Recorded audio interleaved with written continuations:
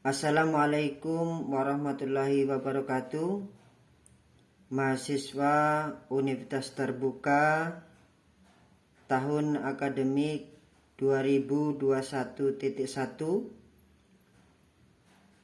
masih bersama saya, tutor Universitas Terbuka Salut Silampari, Kota Lubuk Linggau, dengan mata kuliah pengembangan kurikulum dan pembelajaran di SD, kode mata kuliah PDGK 4502. Mahasiswa sekalian, pembelajaran kita masih dalam bentuk tutorial webinar atau TWEB karena wabah pandemi COVID-19, sehingga kita manfaatkan IT, dan ini semua tidak menghalangi bagi mahasiswa sekalian untuk menyelesaikan studi di Universitas Terbuka.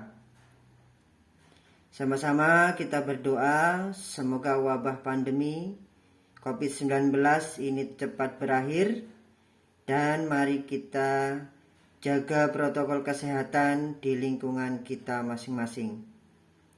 Baiklah mahasiswa sekalian, pengembangan kurikulum dan pembelajaran di SD, sebelum kita jauh menyelesaikan studi selama 1 semester atau 8 kali pertemuan, mari Pak sampaikan tentang kontrak kita bersama, bahwa mahasiswa diharapkan semua dapat mengikuti kegiatan TWEB dengan baik setiap pertemuan dan menyelesaikan segala bentuk penilaian, baik penilaian tugas 1, 2, dan 3 maupun penilaian di akhir semester.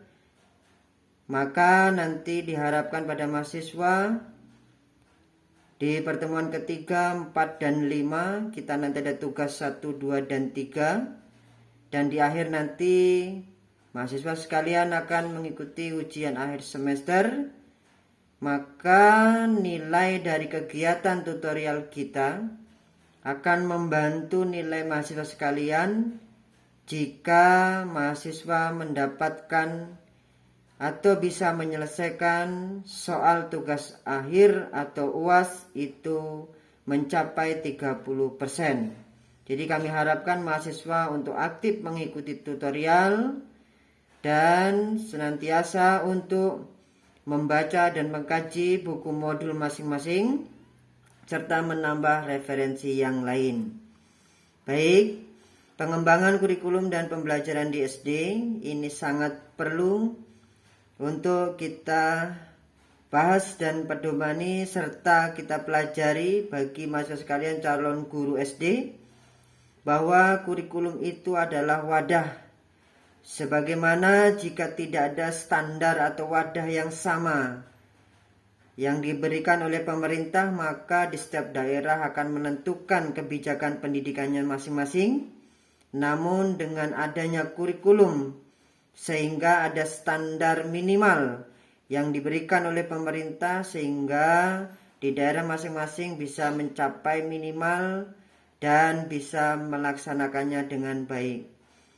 Pada pengembangan kurikulum ini juga akan mengacu pada bagaimana proses pembelajaran yang baik, benar, dan sesuai dengan aturan atau regulasi yang ada.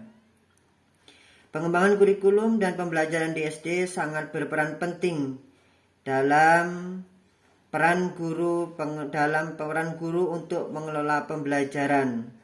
Karena pada Undang-Undang Nomor 14 Tahun 2005 tentang guru dan dosen, guru diharapkan memiliki 4 kompetensi.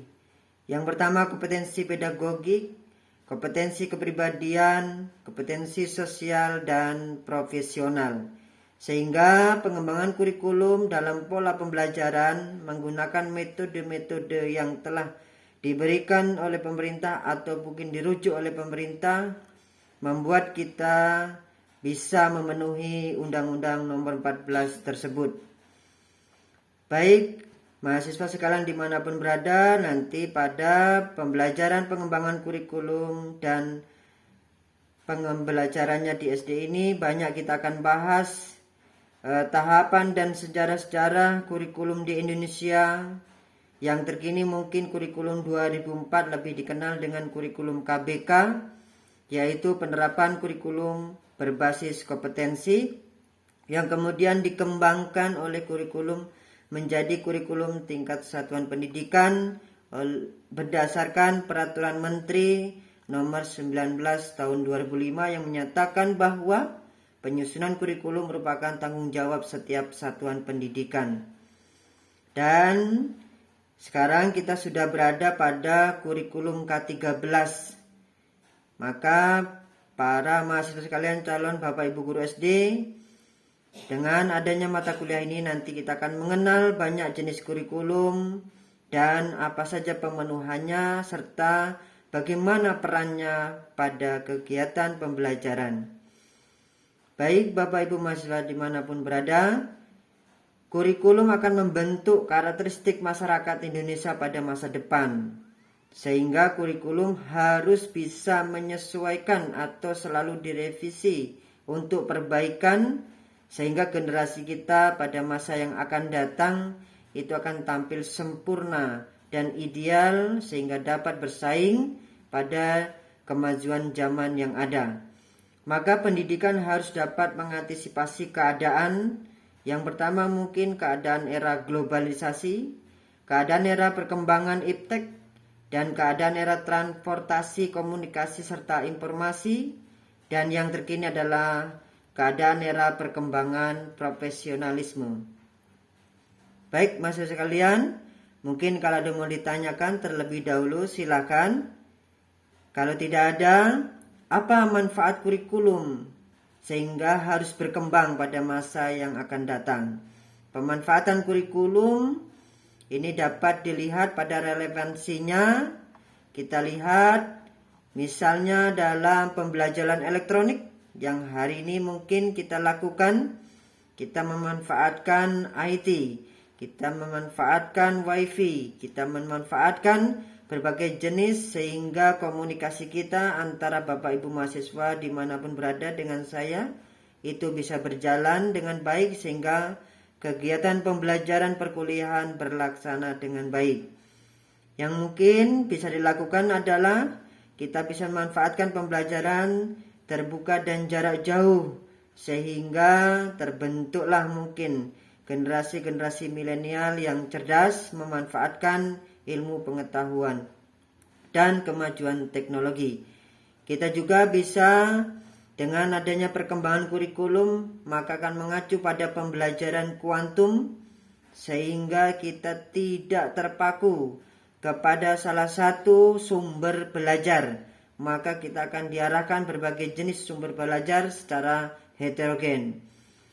Sehingga akan terbentuklah manusia Indonesia dengan pembelajaran cooperative learning. Ya, saling membantu untuk menemukan sebuah ilmu pengetahuan. Inilah mungkin pada pertemuan pertama yang bisa Pak sampaikan. Mungkin kurang dan lebihnya Pak mohon maaf. Jangan lupa tetap mengikuti kegiatan webinar selanjutnya dan selalu saya pesankan untuk mengkaji, membaca dan mempelajari modul yang telah diberikan dan menambah pengetahuan yang lain.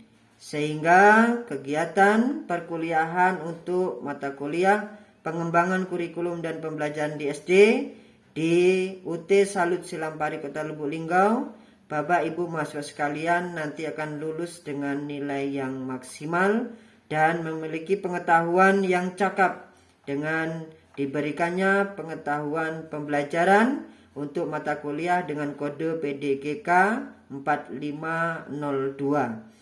Selanjutnya pesan saya, maka tidak ada sesuatu apapun yang menghambat kita untuk belajar. Usia tidak membatasi, keadaan wabah COVID-19 juga tidak membatasi kita untuk belajar. Maka motto saya adalah learning is mobile. Mari kita manfaatkan fasilitas yang ada, kemajuan teknologi yang ada untuk kita belajar. Terima kasih.